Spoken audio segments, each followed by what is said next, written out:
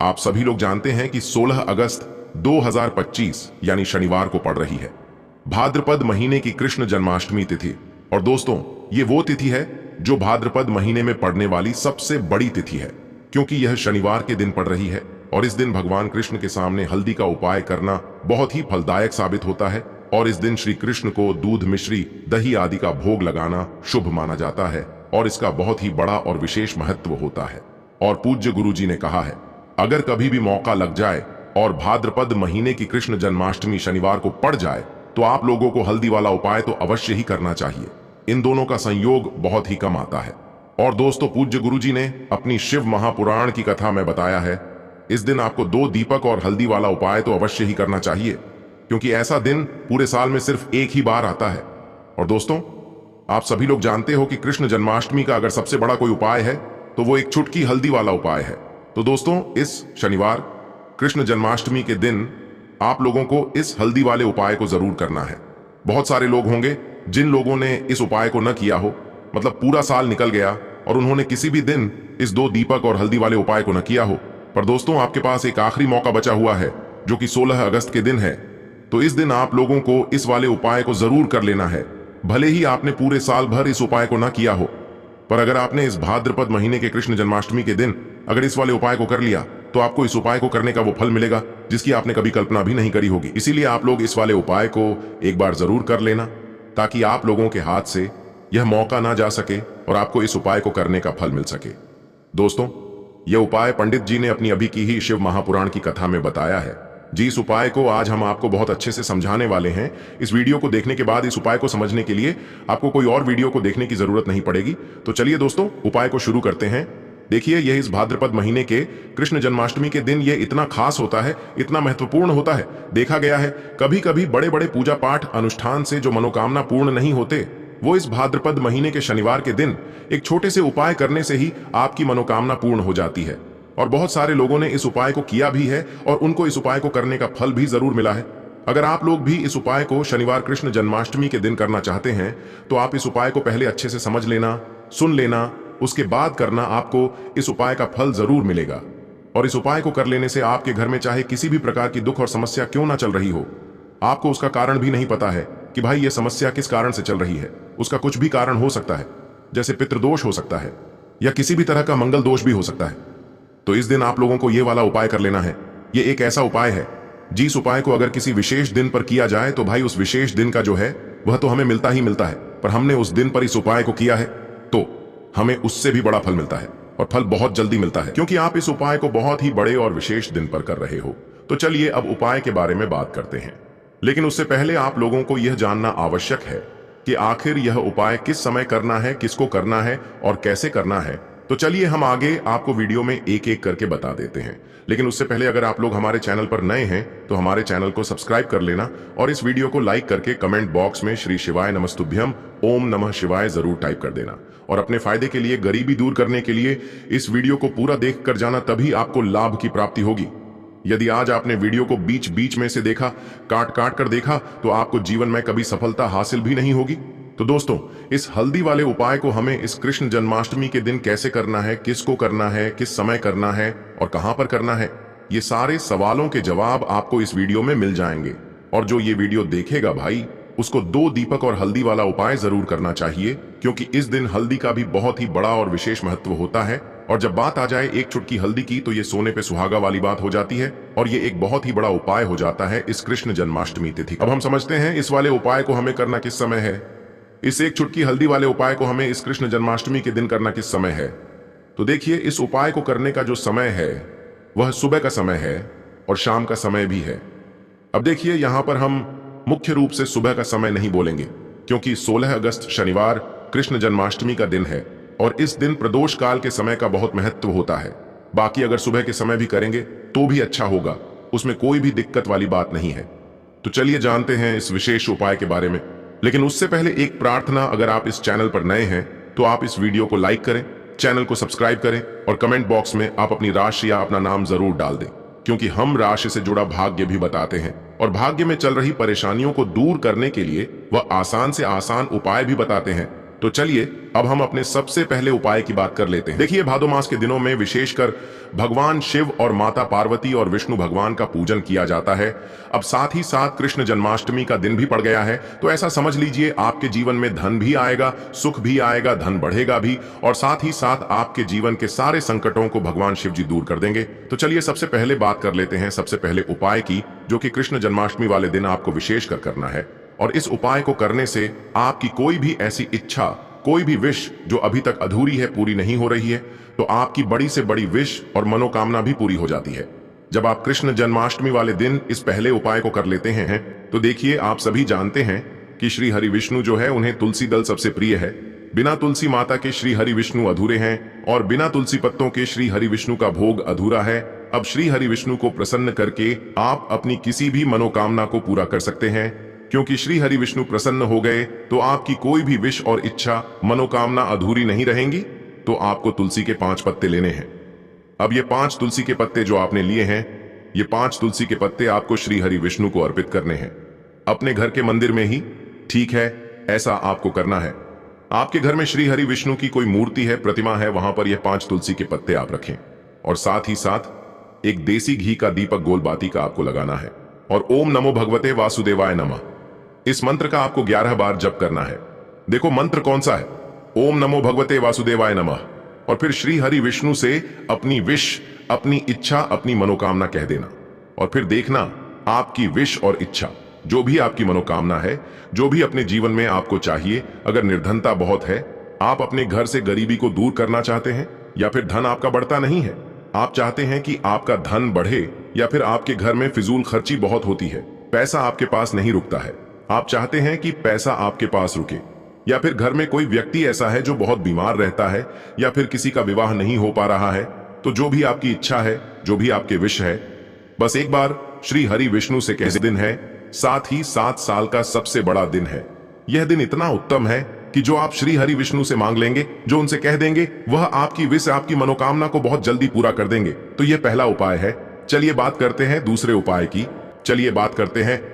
उपाय की। देखो, यदि आपके जीवन में आर्थिक संकट बहुत अधिक हो रहे हैं, धन की समस्या लगातार जीवन में बनी हुई है, एक एक रुपयों को प्राप्त करने के लिए आपको बहुत अधिक मेहनत कर रहे हैं, तो आज रात्रि में सोने से पहले आपको यह एक चमत्कारी दीपक का उपाय अवश्य करना है।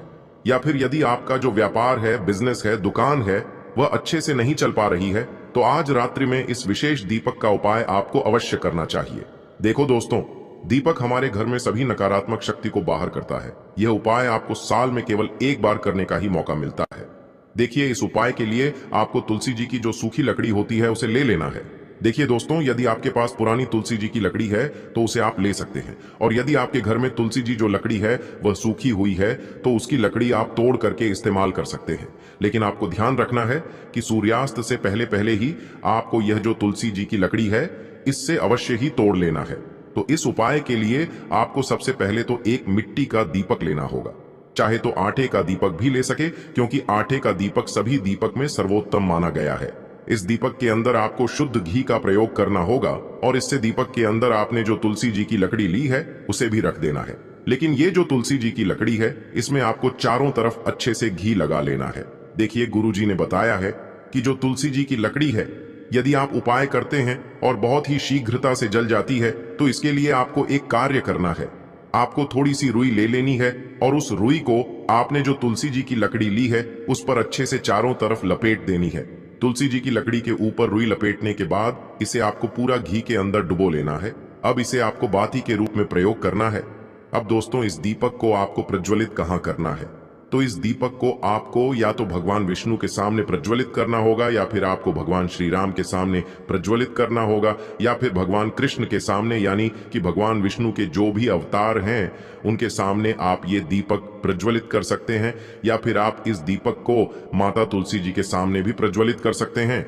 पूज्य गुरु जी ने बताया है कि जो भी व्यक्ति इस प्रकार से तुलसी जी की डंडी से यह दीपदान कर देता है, उसके जीवन में कभी भी धन की समस्या नहीं होती है। इसीलिए आपको यह पूरे साल में केवल एक बार ही मौका मिलता है। इस उपाय को करके देखना, आपकी सभी इच्छाएं जरूर पूर्ण होंगी। यह जो उपाय है रात्रि में सोने से पहले करना है। बात करते हैं तुलसी के गमले में आपको वह कौन सी चीज डालनी है। जिस उपाय को करने से आप अपने जीवन में महाधनी बन जाएंगे। इतना धन आपको मिलेगा कि कभी भी आपके धन में कमी नहीं आएगी, कभी भी आपका धन बर्बाद नहीं होगा। आपके पैसे की बर्बादी बिल्कुल आपके जीवन से रुक जाएगी। और जो लोग कहते हैं कि घर में पैसा तो आता है, पैसा रुकता नहीं है और पैसा बढ़ता नहीं है, वृद्धि नहीं हो रही है, उन्हें भी विशेष यह तीसरा उपाय अष्टमी वाले दिन जरूर करना चाहिए। तो देखिए, पहले ही आपको बता दिया कि श्री हरि विष्णु की पूजा और उनका भोग श्री मतलब तुलसी मैया के बिना अधूरा है ना। और तुलसी मैया जो है वह श्री हरि विष्णु के बिना अधूरी है। तो देखिए, जब भी आप तुलसी का कोई उपाय करेंगे तो सीधे सीधे आप श्री हरि विष्णु को प्रसन्न कर लेते हैं। अब व्यक्ति को, यानी जो भी व्यक्ति है, किस व्यक्ति को कितना धन देना है, यह श्री हरि विष्णु के हाथ में होता है। धन देने का काम मां लक्ष्मी करती है, जो कि मां तुलसी का ही एक रूप है।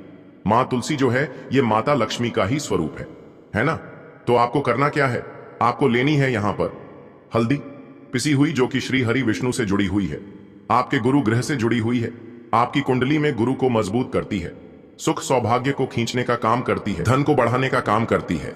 तो एक चुटकी पिसी हुई हल्दी आपको लेनी है और यह पिसी हुई सूखी हल्दी ही आपको अपने गमले में, तुलसी का पौधा जिस गमले में लगा है उसमें अच्छे से इस हल्दी को डालना है, ठीक है ना। और ओम नमो भगवते वासुदेवाय नमः इस मंत्र का जाप करना है। कितनी बार, कम से कम 11 बार जाप करना है।